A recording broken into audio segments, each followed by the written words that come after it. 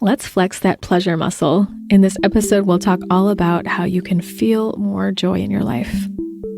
The Embodied podcast accompanies you on your journey of remembering and embodying your true nature, integration and alignment with your vibrational clarity, self-love, and living a life of beauty and wholeness. It's a menu of transformative healing tools, experientials, meditations, and practices from a blend of family constellations, somatic therapies, and holistic and spiritual practices, sprinkled with vulnerable conversations with people who have the courage to be themselves, Alive Now episodes with updates on my personal process, and Reverie episodes that are spiritual succulents that honor, reveal, hug, shake, or stir you into love. I'm your host, Candice Wu, integrative and intuitive healing facilitator and artist. Welcome back to the Embodied podcast. As we start today, I invite you to just take a couple of breaths and look around your space or wherever you are and take in what looks or feels pleasant to you as you gaze upon your surroundings. In somatic experiencing, this is orienting, and it's something that we do, that animals do to feel safe, but also to enjoy what's going on around them. The topic of today is about having a pleasure filter or a joy filter. And this is one of the most basic exercises that you can do, practices that you can do to just attune yourself to pleasure, attune yourself to what looks good, what feels good. And when we do that, it allows our nervous system to remember that it's safe, and it brings about more healing in the body and more easeful healing and a comfortable feeling. So don't we want to be feeling good? Well, a couple of updates before we jump into the main topic. I, in 2 episodes ago, talked about messages from my colon, and having colon hydrotherapy really changed my life. And I was in the process of looking for a house.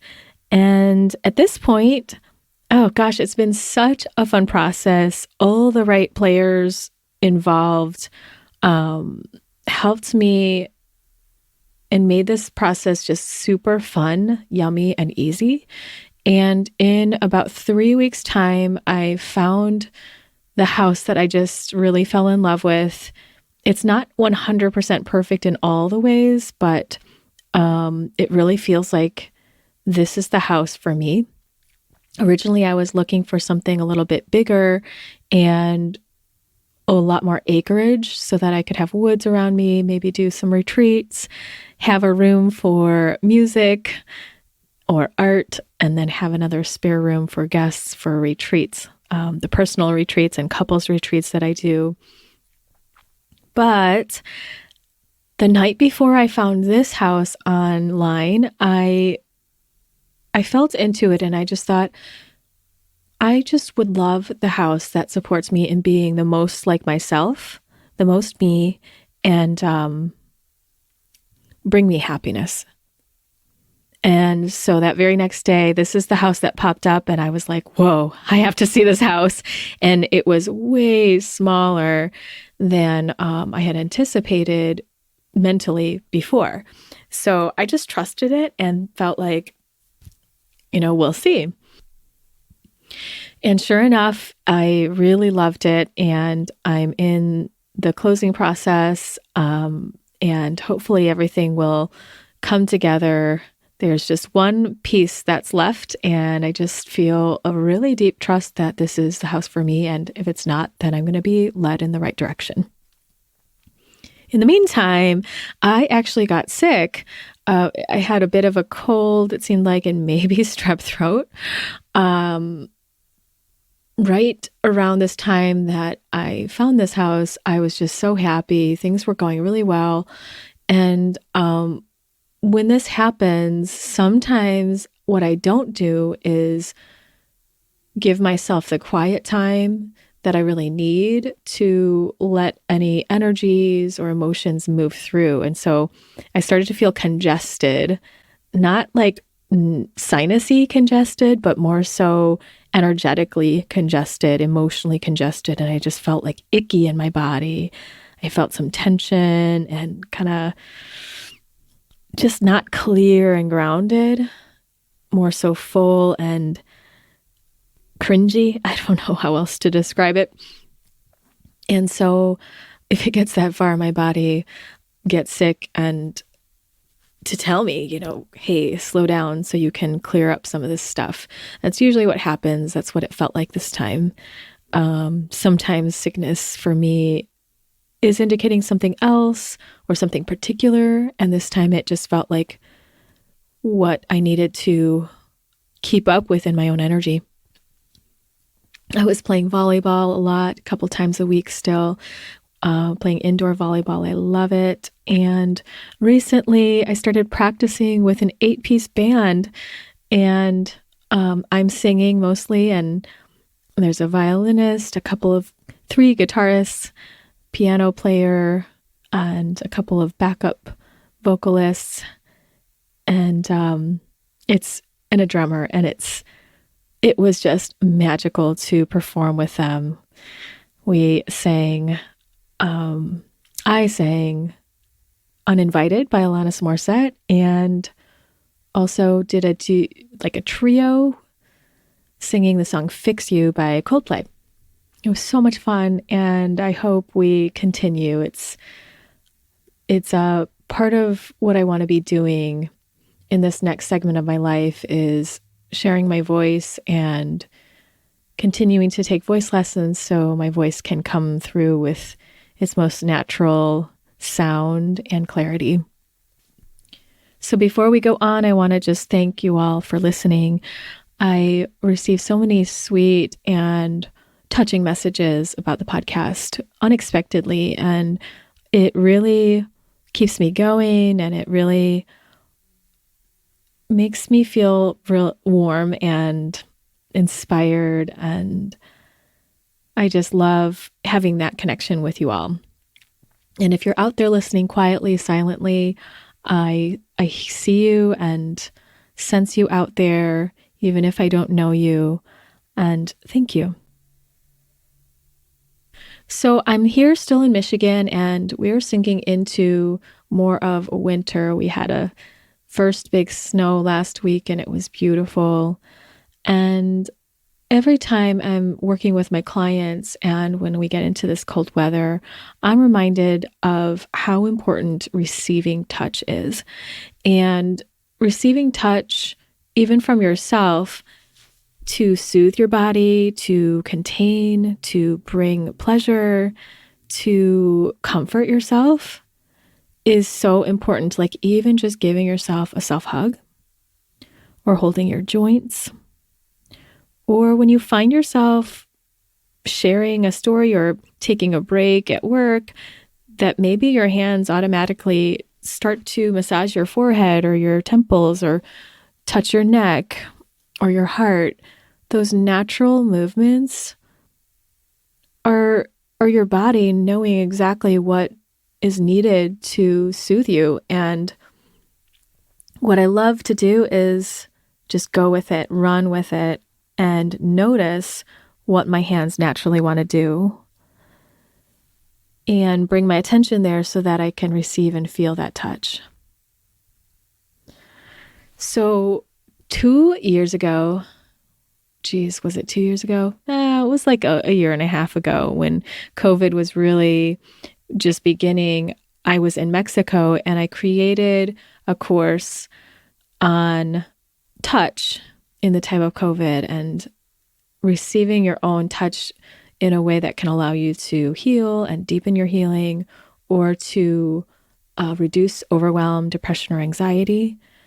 And there are 2 segments to that, and you can still get them online at my website at candicewu.com/touch. And if you're interested, just check it out. So let's talk about having a joy filter or a pleasure filter on your life. I was thinking about this a lot recently because one of the things that can happen is we focus so much on our problems. We focus on the things that are going wrong or our struggle or the complaints we have, the things we're not happy with.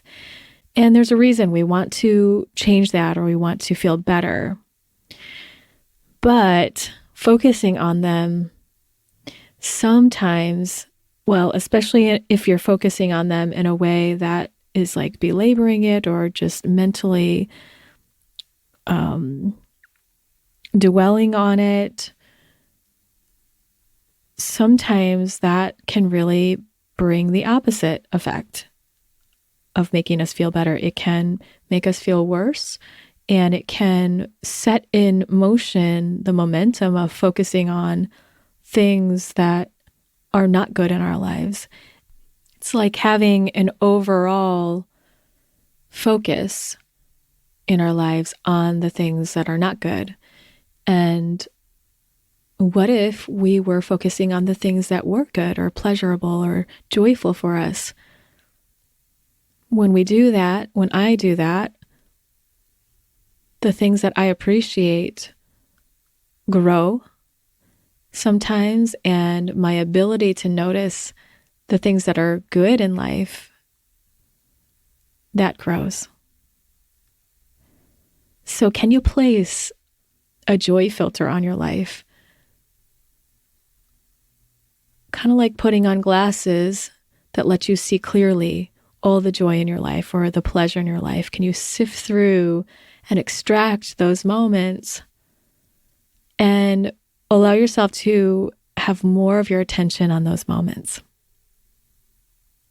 I'm definitely not saying to avoid discomfort or that discomfort's bad or that there are certain emotions that are bad or that you shouldn't feel them. Definitely feel it all without resistance. But having this filter, looking at the good things, looking at the pleasurable things, can do so much to support your nervous system and your body in moving through the tougher feelings. But also it flexes that muscle that you want to have, that allows you to feel great in life, that makes things feel yummy, and that you can bask in what's delicious and take it in and truly, fully, deeply appreciate it. How much do you just skip over some of the good things? You say, yay, great. And then you go to like the next thing. What's the next problem? Or what's the next thing you need to do on your list? And how about basking in it for longer and breathing it into your body and letting your awareness be with the celebration, however that wants to come about. Maybe it's jumping up and down and enjoying that feeling, or maybe it's just sitting in peace and acknowledging and honoring what's enjoyable, or some accomplishment, or something you feel grateful for in your life. Wouldn't it be great if you could just feel that way almost all the time? I mean, I know people say, or there's that saying, like, if you don't feel your sadness, you don't know your pleasure or happiness.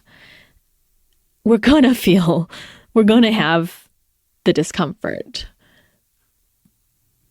But wouldn't it be wonderful to just have more of the feeling good in your life?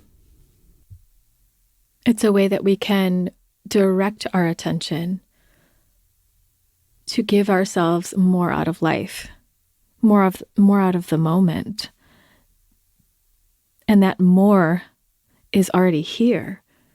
So it's just looking at what's here and the beauty that's already here, but also drawing upon any good thoughts and beliefs that allow you to feel good or pleasurable or to feel excited or joyful.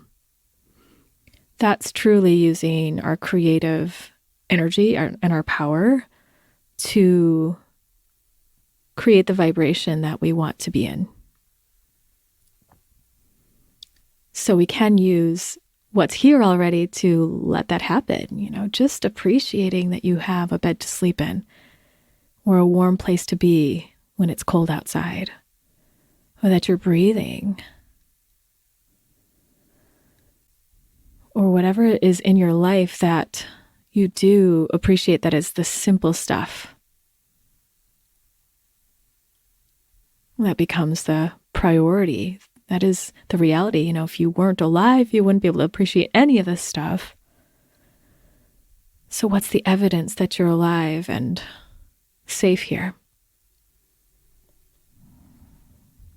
Having had so much trauma in my past and in my life, having to deal with so much emotional stuff that was incomplete, I felt like my body was kind of hijacked in a way. Like I was constantly feeling the hard stuff. It made up so much of my being, and energetically was just like weighing me down, that it demanded to be seen. And so I spent a good amount of time seeing those things, completing those pieces. And that created a kind of momentum. I did a lot of healing, which was great. And at the same time, I learned, or I conditioned myself to flex the muscle of looking at all the hard stuff, diving in deep. And there's definitely a time and place for that. And in this last couple of years, maybe 5, I noticed that I was just skipping over the pleasure in order to, take more bites of the tough stuff. So didn't I want to be feeling good? Wasn't that all for the purpose of feeling good, all that healing? Yeah, but I was skipping over it. And at the same time, there was some momentum of the trauma, the meanings I took forward or that I came in with about myself or about life, where I felt like I didn't deserve to feel happy, or I didn't deserve love. I didn't deserve the good things in life, or to even slow down. And I just deserved suffering.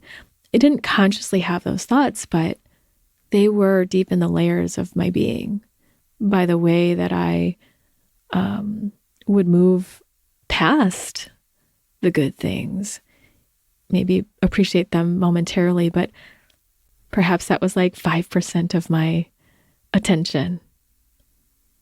So if you ask yourself, what amount of your attention goes towards the beauty in life and taking it in and really integrating it and soaking in it, basking in it, and what amount of your attention goes towards feeling the struggle or looking at problems. Not that you shouldn't, but you might see what amount of your energy goes in each direction, or how your state of being is when you look at things that you want to change or improve or to be different. There's a way to feel pleasure through that process too. And how much do you lean in and deepen into the yummy in your life? The joy in your life, the pleasure. How much do you want to? It's like doing push-ups. If you want your arm muscles to be stronger, you've got to build up and practice. Doing 1 push-up, doing 5, doing 10, and then going upwards from there. Or changing the weight on your body. Having the muscle to feel pleasure and to sit in it and bathe in it takes practice, and it takes each moment making a choice to do so. You can choose to do 3 push-ups, or you can choose to do 5. And you can choose to take a moment and look for what's pleasurable, or you can not. Even when you're standing at a grocery store and, notice where your attention is and how it's placed and how that feels. Are you noticing how long it's taking and that's making you feel impatient or irritable? And sure, nobody really wants to be waiting that long. But if you could enjoy it and observe things around you, or look at the plants nearby, or have a lovely thought in your mind and laugh with yourself, or feel tickled, whatever can bring you satisfaction, wouldn't you rather be feeling that while you need to wait? So what we appreciate appreciates. And when we do have that pleasure filter on our lives, then more grows from it. And we're also able to see with bigger and more open eyes that there's beauty all around us. There's beauty in the moments. There's something to enjoy no matter what's going on. Even if you just look inside of yourself, if there's nothing outside of you to enjoy, you can always go inside and sense into any part of your body that's feeling good. And that's more of like a right here and now kind of thing, feeling whatever part of you feels good or neutral or okay or peaceful or safe or even just present. Or you can draw up a memory that brings you connection with a joyful feeling or a peaceful feeling. There's always a way. And even if it's challenging to do, it's definitely still a choice that you have any moment. So that's all I have for you today. It's wonderful to have you here, and I appreciate every single one of you. Sending big hugs to you all, and have a lovely, lovely week. If you'd like to give back to the podcast, you can always send me a Venmo if you are in the US or have access to Venmo. My handle is at Candice-Woo-2. Last 4 digits is 5001. If you're out of the country or you don't have access to Venmo, you can always go to my website, CandiceWoo.com/support, and send a one-time or repeating donation. And all that money goes to fuel the podcast. Thanks so much, and see you next time on the Embodied Podcast.